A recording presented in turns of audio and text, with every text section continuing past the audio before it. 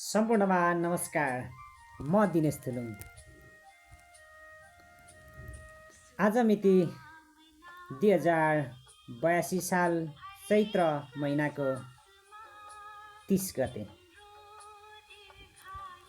यानि कि हामी 2082लाई बिदाई गरेर 2083 मा हामी प्रवेश गर्दैछौँ। 2082 तपाईँ हाम्रो सायद यस्तै रह्यो होला। 2082 विभिन्न देशमा उथल पुथल भए। ती उथल पुथलका बावजुद हामी यो अवस्थामा आइपुगेका छौँ। ती भदौ 23 र 24 को जेन्जी प्रोटेक्स, ती जेन्जी प्रोटेक्समा जति पनि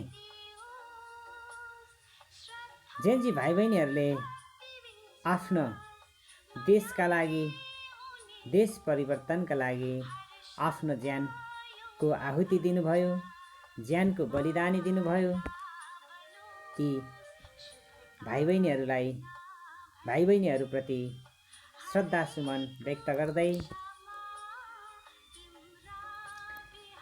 ती जेन्जी प्रोटेक्स पश्चात देश परिवर्तनका लागि आउनुभएका केही नयाँ अनुहारहरू हुनुहुन्छ। ती अनुहारहरूले ती भाइ बहिनीहरू, ती जेन्जीहरू केका लागि, कसका लागि र किन, के परिवर्तनका लागि लडेका थिए, ती परिवर्तन र ती जेन्जी भाइ बहिनीहरूको माग पुरा गर्नुहुन्छ भन्ने मलाई लाग्छ। भन्दै तपाईँ हामी 2083 को खुड्किलामा छौँ। 2082 जे जस्तो रह्यो, कतिपयका राम्रा रहे होला, कतिका नराम्रा रहे होला। जे जस्तो भए पनि 2082 जस्तो रह्यो।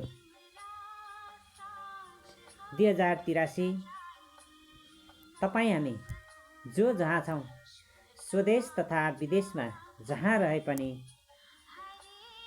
सुख, शान्ति, समृद्धिका साथ बाँच्न सकौँ, यही कामना गर्दछु। र 2083 को नयाँ वर्षको सम्पूर्णमा शुभकामना व्यक्त गर्न चाहन्छु भन्दै बिदा हुन चाहे। हस्, नमस्कार।